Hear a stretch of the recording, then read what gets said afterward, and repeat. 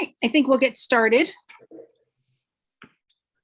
Give everybody a couple of minutes. I just want to welcome everyone. We have a lot of new people joining us, and this is exciting. I'm excited to have Paige here.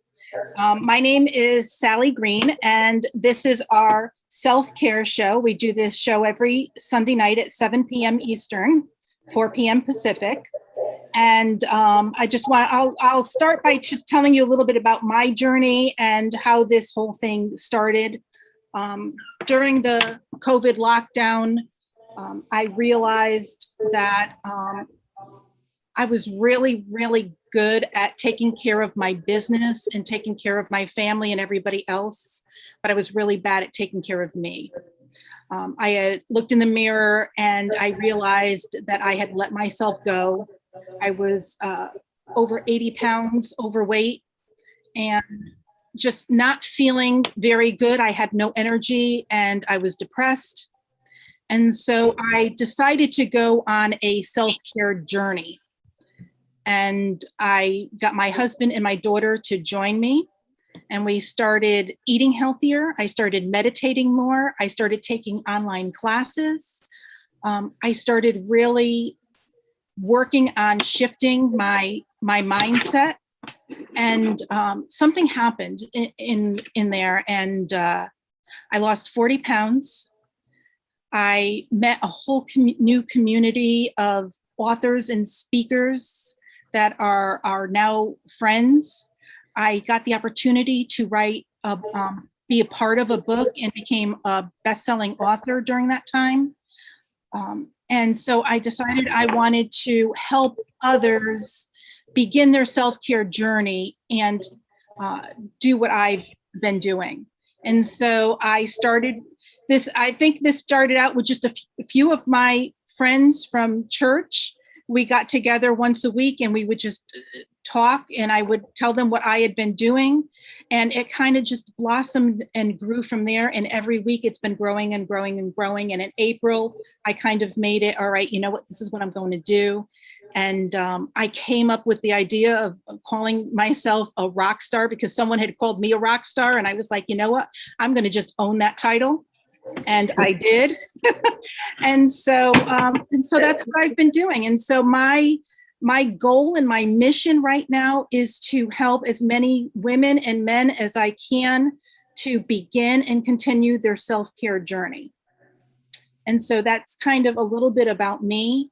And I love having you all here. And today I'm excited because we have Paige Davidson, who is going to share with us her journey. Paige has been on this journey a little bit longer than me. She's lost a few more pounds than I have.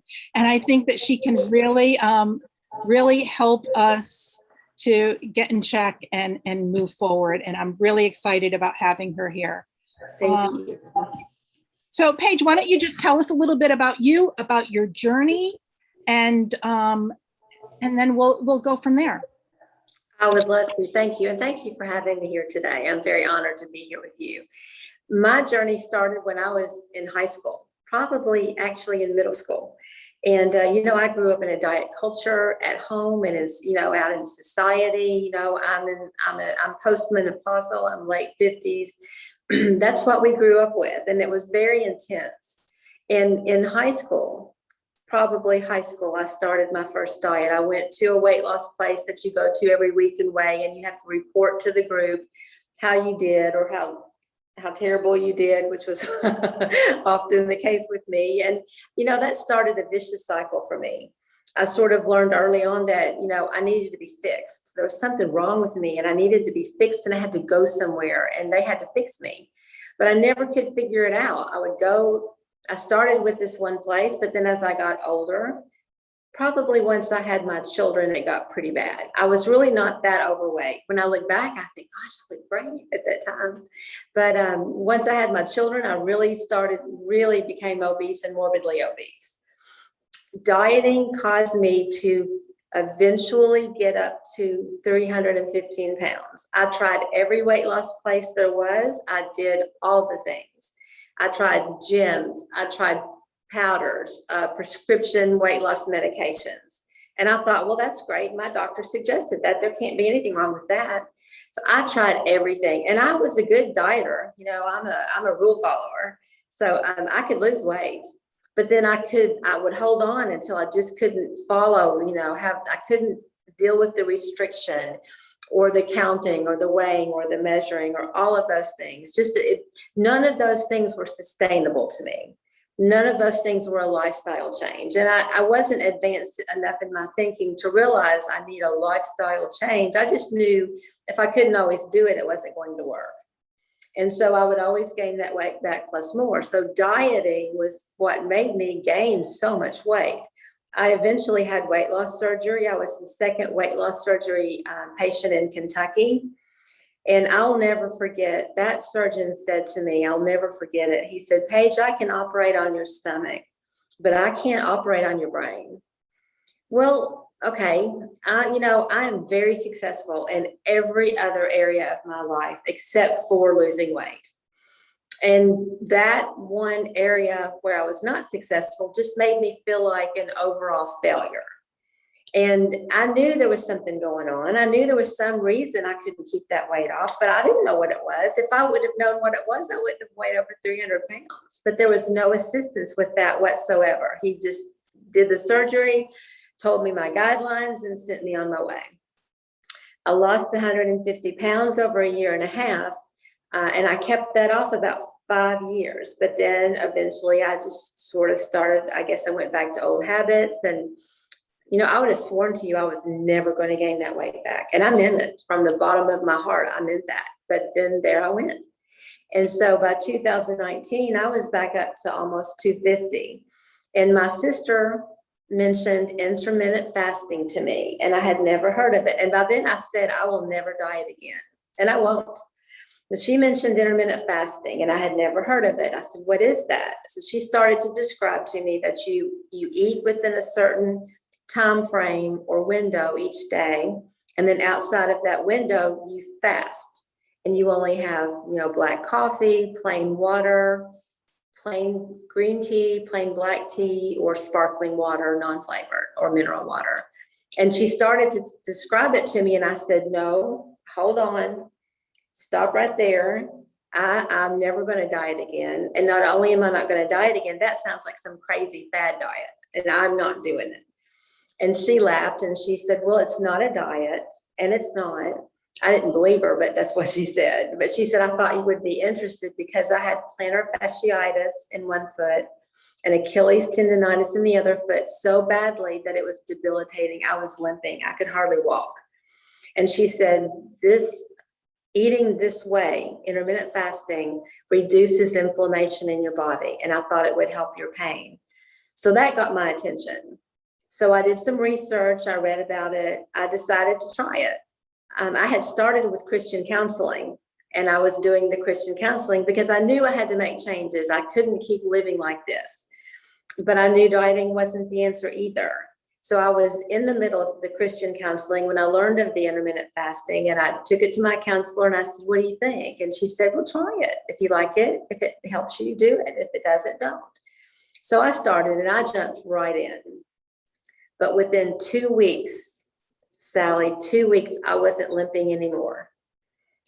I was still in pain, but I was not limping. And within 5.5 or so months, I was 100% cured. I was pain-free. But I had also lost about 50 pounds.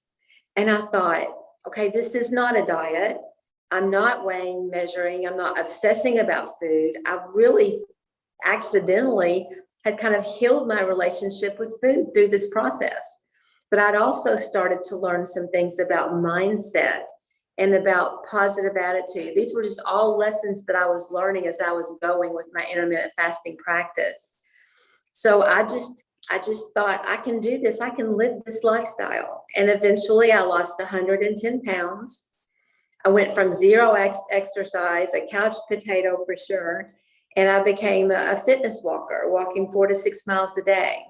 I reached my weight loss goal for the first time ever in my whole life. I came sort of close before, but I never had reached a weight loss goal. I wrote a book about the wellness habits that I learned about. And people ask me, what did you do? How did you lose that weight? How were you so successful? I was on the cover of an international magazine. I was on the cover of Woman's World magazine. They were doing an article about Jen Stevens and her book, Fast, Feast, Repeat, which is an excellent book. And I was very involved in Jen Stevens' Facebook groups and her online support groups. And I ended up being on the cover of that magazine. They were looking for a success story and they selected me to do that. So I had really great success for the first time ever. And in keeping that off, I've gained a little bit back, but it's okay. I just am doing really exceptionally well. And I had to think, what's different? What was different this time? And it circles back to what that surgeon said to me, that he couldn't fix my brain. But what I discovered at the core of it was I didn't know how to love myself. I didn't even know what that meant. I would hear people talk about self-love or loving themselves. And I thought that was kind of dumb. I thought, well, who didn't love themselves?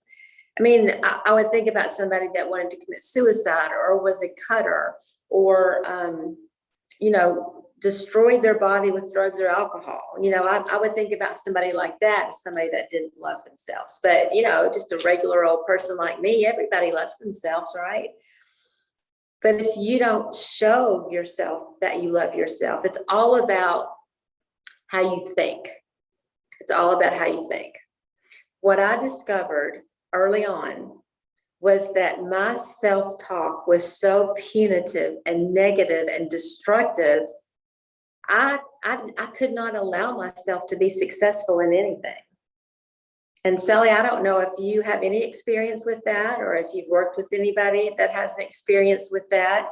But for so many people, negative self-talk is just, it's the factor that keeps us from being successful and being able to accomplish whatever we want to accomplish. For me, I wanted to accomplish getting healthy and losing that weight. But it could be getting a job. It could be starting a business. It could be running a marathon. It could be getting the confidence up to move to another country. I mean, what is it that you want to accomplish that you're not able to accomplish because you have very negative self-talk? Negative self-talk is just really tantamount to self-sabotage. So when we talk to ourselves that way, we sabotage everything we're trying to do. And I realized it early on in this journey, which really was a spiritual journey. I thought it was a weight loss journey, but as it turns out, it was really a spiritual journey that had health benefits, physical and health benefits. So I discovered that self-talk and not really understanding about loving myself, not really understanding about what self-care was, mindset, positive attitude, healthy habits, all of those things were what was keeping me from being successful. And the first thing that I tackled was the negative self-talk. And I came up with a strategy, and I didn't even think of it as a strategy. I just knew I was desperate to stop talking to myself the way that I was.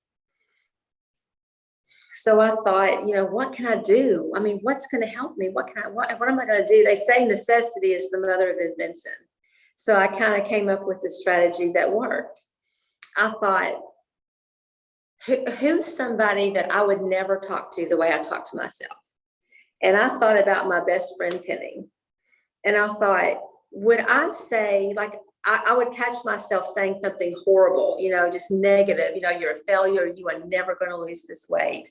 You're going to die in early age because you just have no self-control. And I thought, would I say that to Penny? And of course the answer was no. I would never talk to Penny that way. So I came up with the plan that every time, and I had to be aware because this was so ingrained in me. We believe what we tell ourselves. And for years, I believed all of these really negative, awful things about myself. And I guess I assumed everybody else thought those same things about me as well. But I thought every time I say something like that to myself, I'm just going to say, no, just stop. I would picture Penny, and I would envision myself saying to her what I had just said to myself, and I would just be horrified. And I thought, well, what would I say to Penny if she were in my exact situation? What would I say to her? And inevitably, it would be something kind and loving and with mercy, and it would be honest.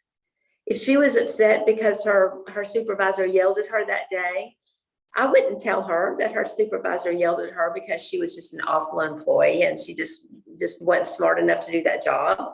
I would never say that. I would say the truth. I would tell her, I would say, Penny, you're a great employee. I'm sure they were just really having a bad day and they took that out on you. And so I would think about what I would say to Penny, and then I would say that to myself.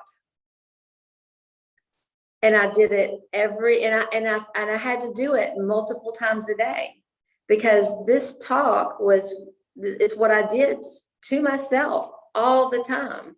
So I had to become very aware, because I don't think that you ever can heal from anything until you're aware. Awareness is the first step. So I became aware. And then every time I did that, I would say, no, what would I say to Penny? And I would think, and then I would literally say that to myself. And I had to do it multiple times a day, and I had to be consistent. And it took quite a while of doing that. But after a while, instead of going through that whole process, my first thought would be, what would I say to Penny? And then I would say that to myself. And then over time, that's just how I started speaking to myself.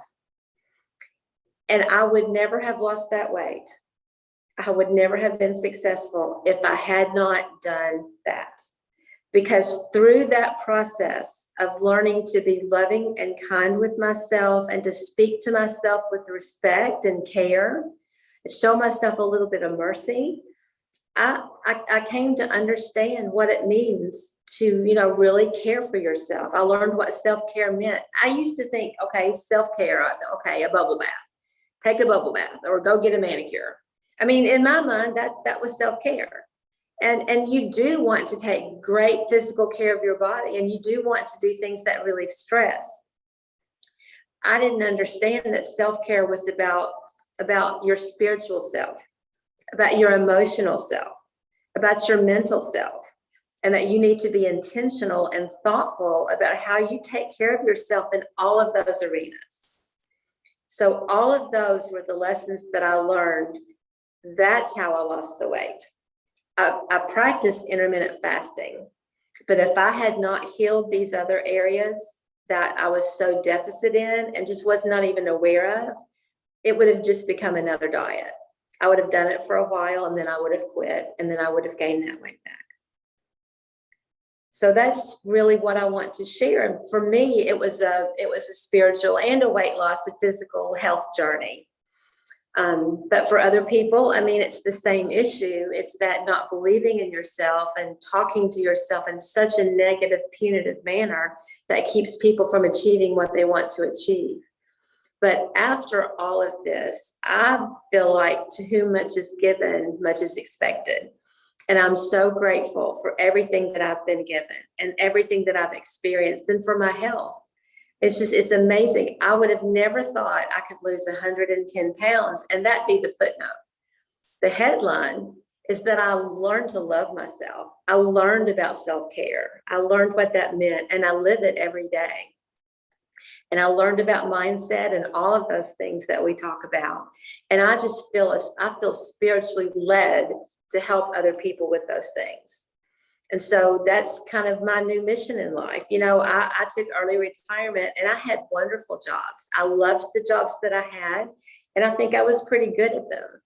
But I never had just a burning passion about work until this. I just thought, I have to help people. I have to help people get this, because it's not about the food. It's not about a diet. It's about how we feel about ourselves and treat ourselves, and whether we show ourselves respect or not. And that's a message that I just have to help as many people as I can. So I appreciate you having me on your show. But I wrote a book about it. I've been on, I think, 5 or 6 different podcasts as a guest to discuss all of this. And I appreciate all of those opportunities to get the word out and to help share with women about that. I became a certified health coach, and I'm working on that. So that's what I'm up to, Sally. I love it. I love it. I love it. And it seems like we're on the same exact path here, almost the same journey. And I love the whole burning passion thing. And that's kind of where I am. I'm like, and it's funny because as this whole thing evolves, I'm here for the ride. I am having the time of my life. And I get all these people that I meet, and I've met some amazing women and men who are on this journey too. So, yeah. And I think we met in a clubhouse room, right? You were on the clubhouse. Yeah. We did. So I'm, if you guys aren't aware of what Clubhouse is, it's a new social media that is all the rave. It's amazing. And I thought, oh, this is another way. I use Instagram and Facebook, and I use every avenue, every path that I can figure out to try to work with people and get this information out. I've mentored and coached thousands of people over the past, couple of years, 2.5 years through Facebook support groups. And when I discovered Clubhouse, that was my immediate thought. I can use that to talk to more people, to help more people. So that's what I am about. Yeah. Is helping as many people as I can with this. Yeah. And that's kind of the way I've been going along too. So yeah, so this is great. And I'm just so happy to connect with you. Now, you had said something at the beginning. You had said you had gone back to your old habits. Maybe you can share with us, what are some of those old habits that, you really had trouble getting rid of, that just kept, you leave them for a little while, but they just keep coming back. Oh my gosh, I have been a fast food fiend. And, I always hear people talk about fast food and how bad it is for you. And I'm like, oh, it's so good. I love it so much. But I'm not a cook. I've never been a cook. Someday I'm going to adult and I'm going to learn to really cook. I'm kind of moving that way right now because that was one of my worst habits. And habits is really another baseline of this journey. I learned about healthy habits and unhealthy habits. And I never knew, I had habits that were unhealthy habits that were so ingrained in me. It wasn't even like I had a choice in doing it. I mean, it's just what I did. Mm-hmm. On the way to work, I would drive through and get breakfast. Well, some mornings, maybe I wasn't even really that hungry, but it's what I did. It's part of my day. It's my routine. And so I would drive through and get breakfast anyway. It really had nothing to do with if I was hungry or not. It was just that habit. So I really fell back into a lot of those really bad, unhealthy habits, like eating out 3 times a day and eating large meals every meal. And again, didn't have anything to do with my hunger level. It just was what I did. I read a book by James Clear called Atomic Habits, and it just kind of rocked my world. If you haven't read that book, I highly recommend it. Yeah. But in that book, he talks about how habits drive our lives and drive our outcomes. And if you're not conscious of your habits, then so many people get into so many health problems because of those kinds of habits. So, I had to learn about healthy habits and how to develop healthy habits, but that's what happened to me. And that's what happened to me all of those times. I had what we call diet brain. Have you heard of diet brain, Sally? I think so. Diet brain is really it's disordered thinking. But I had thought these kinds of things since I was in high school. For example, I have to do a diet. I can't just figure out what to eat on my own. I have to have somebody tell me what to eat and how much to eat and how much it weighs and all of those things. So I had no feeling of empowerment whatsoever that I could help myself. So that's kind of diet brain thinking, that you have to hand over your power to some authority and then they're going to come and fix you. But when, so I thought I had to be on a diet. So I was either all on 100% on a diet, or woo, I was all off.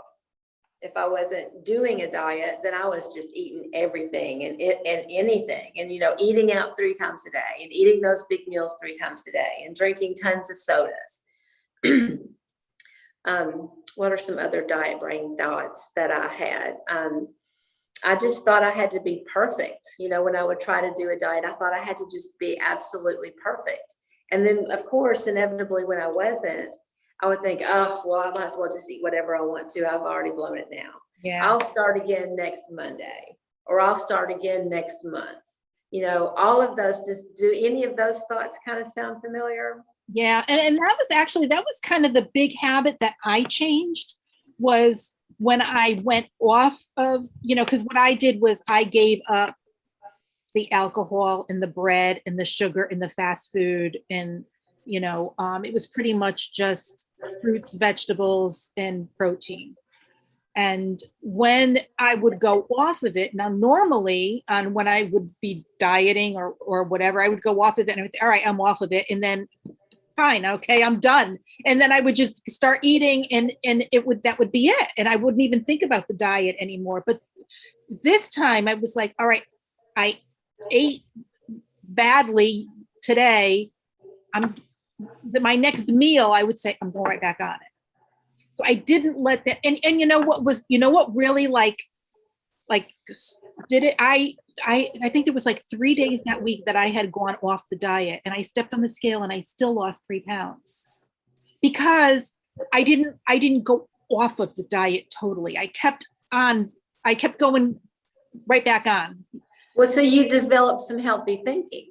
Yeah. Around. Yeah. That's what you did. You were replacing those diet brain thoughts and feelings and actions with healthier thinking. Instead of thinking, okay, I've blown it. I'll just do whatever until I go back on it. Right. You decided to take it, just one meal at a time. And so you weren't perfect. That's okay. It's right. Okay.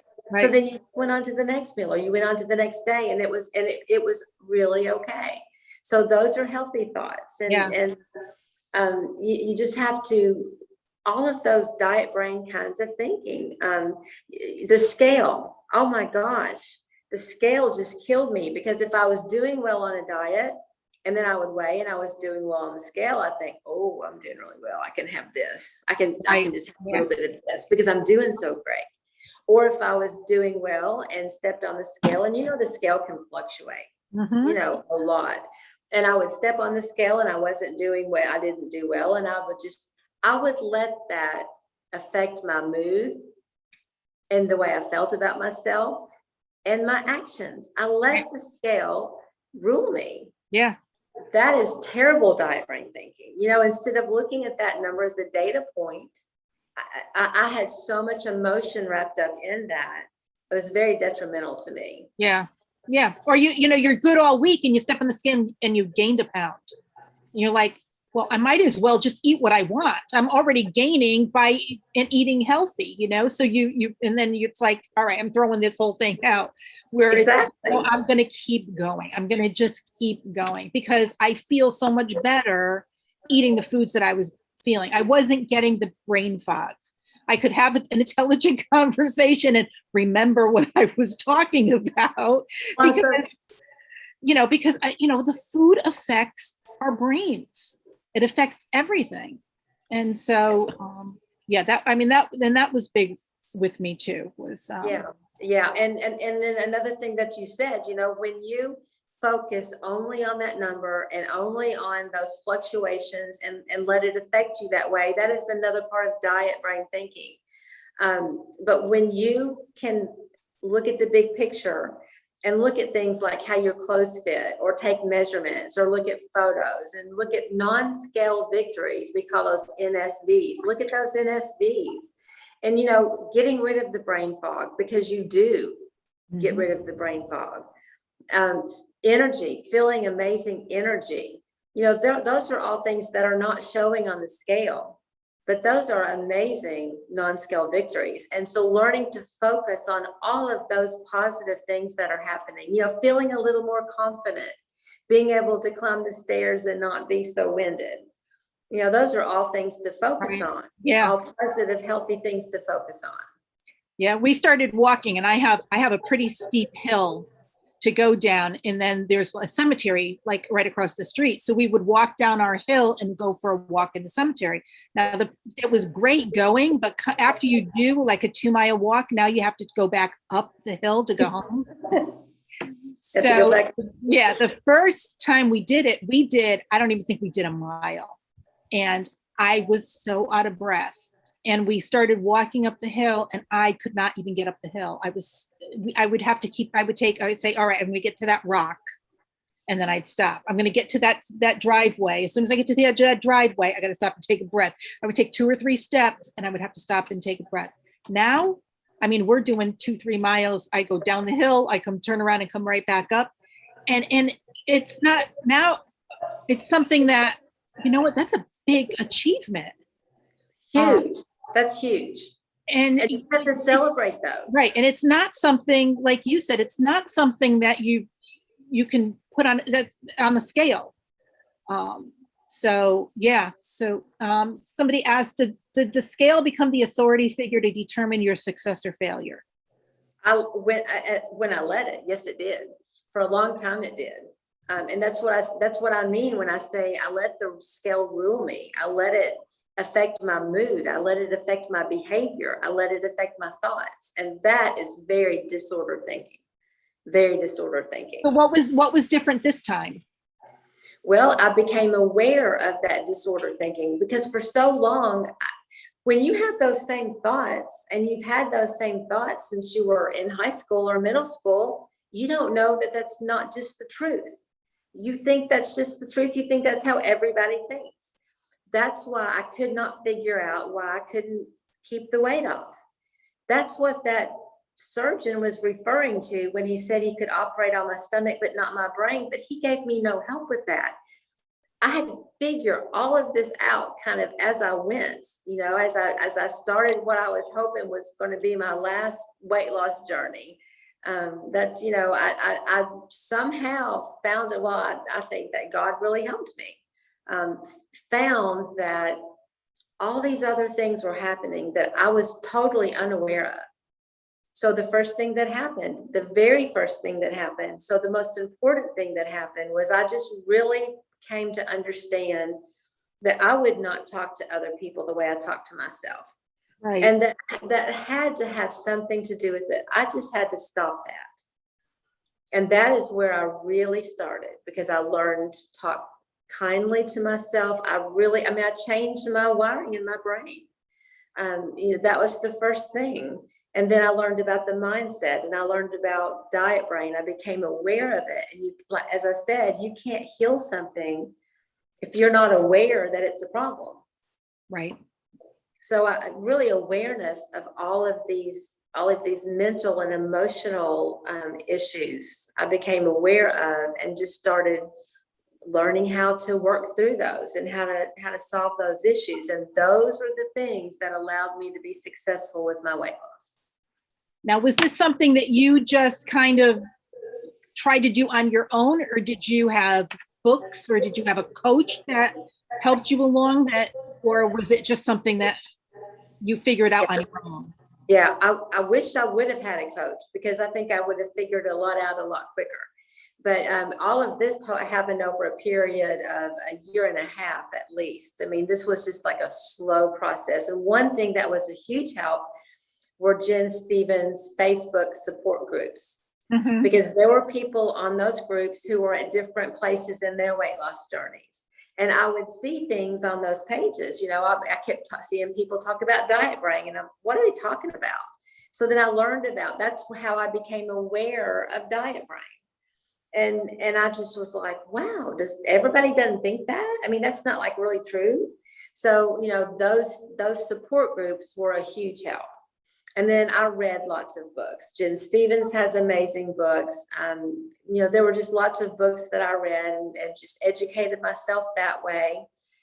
So it was just a slow process. And it was honestly, when I first lost that weight, I thought, I need to become an intermittent fasting health coach.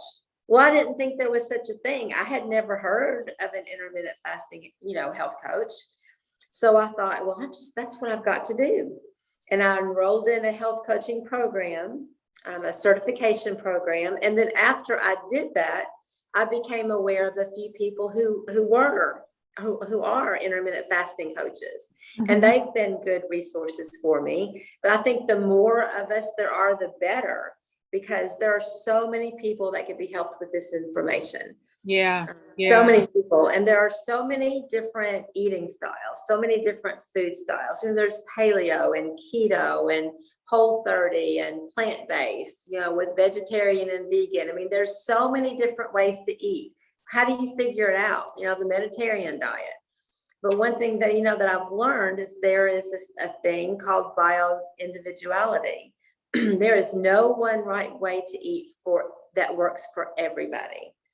So it's about learning and listening to your body and eating foods and thinking about how you feel when you've had those foods. And as my friend, health coach Laurie Lewis loves to say, eat foods that you love, that love you back.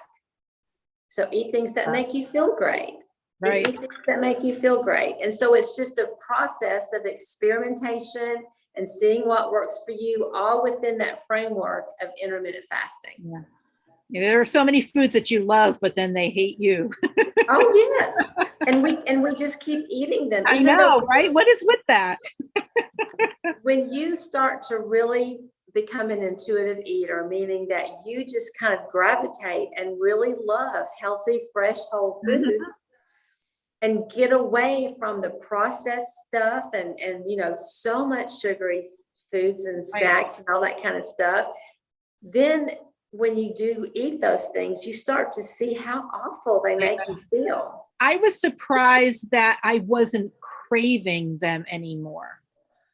When we started, after we did it for 6-8 months or something, I was like, just the thought of going into McDonald's and getting a hamburger turned my stomach. I mean, I don't know when I've been to McDonald's. Yeah, and it was like, wow, I can't even imagine eating that anymore because I didn't want it. So it does, as you keep going, and I always thought my brain is screwed up.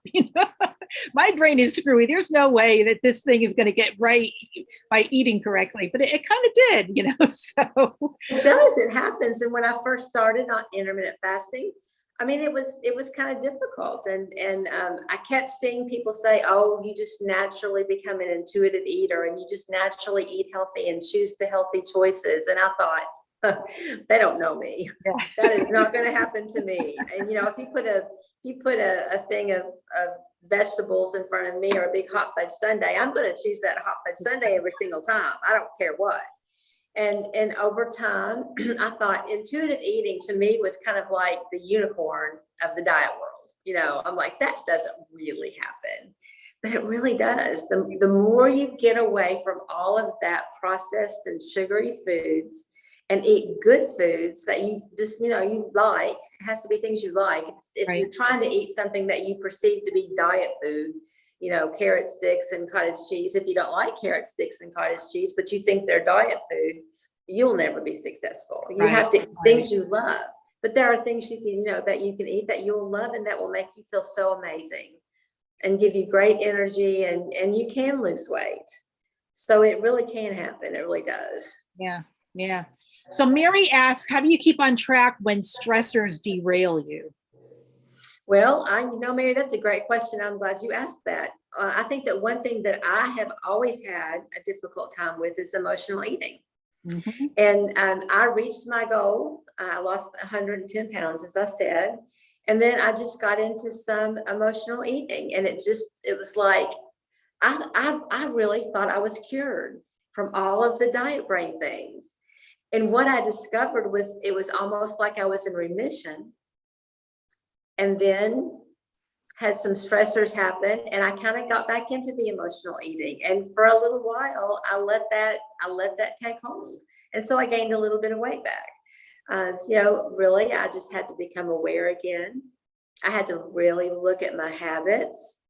I think the biggest part of it is being aware of what you're doing when those stressors happen and having alternative activities instead of eating.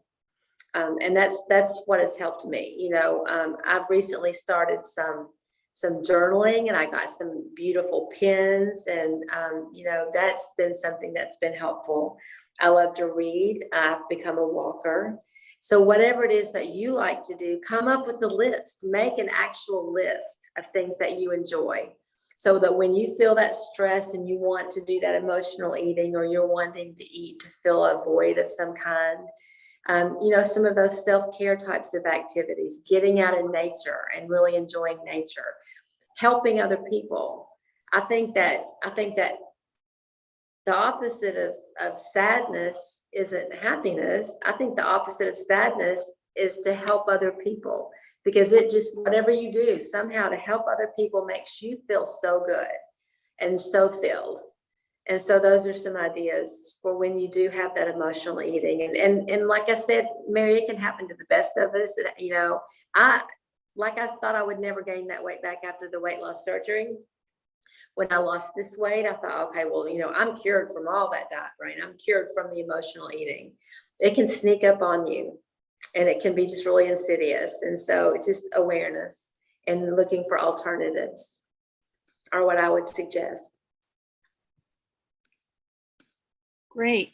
I'd like to open it up. If anyone is here and would like to ask Paige a question, you can raise your hand or just unmic and ask.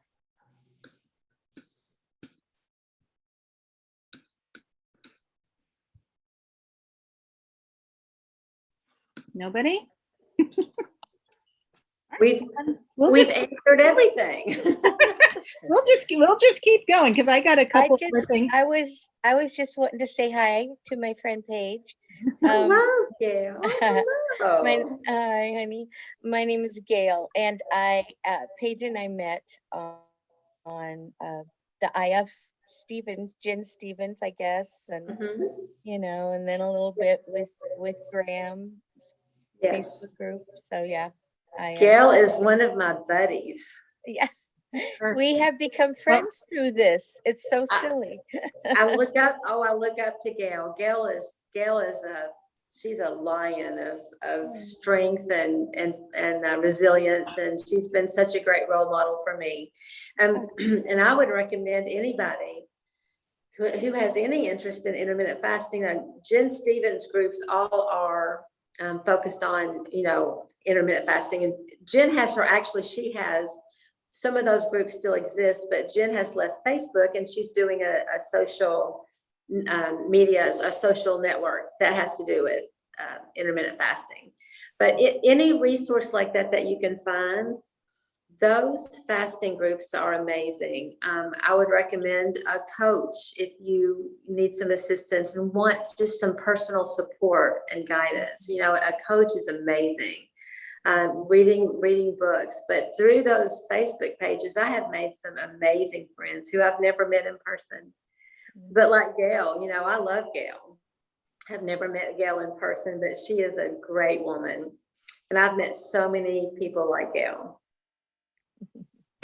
I know. Isn't this internet fun? I mean, just meeting all these amazing people through the airwaves that we would never have met on a regular basis. So yeah, it is. This is, I mean, I'm just having the time of my life doing this. So I'm just really, really enjoying this.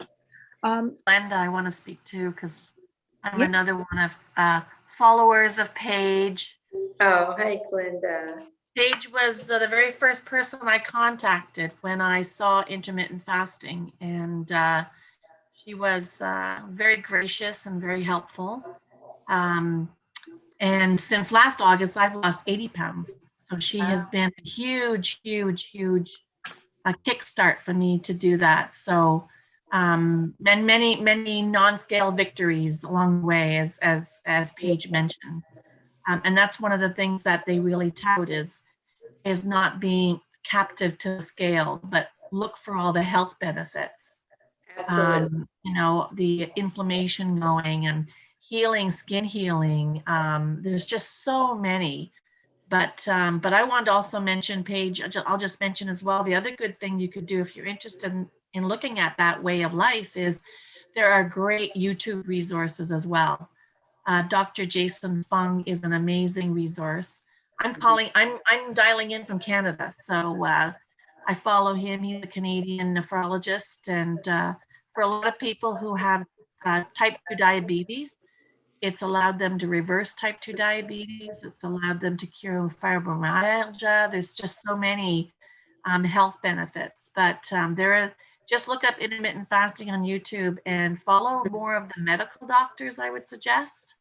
But there's a few there that are really, really good. So that's just another advice. But Paige, you look wonderful. You look really good in red.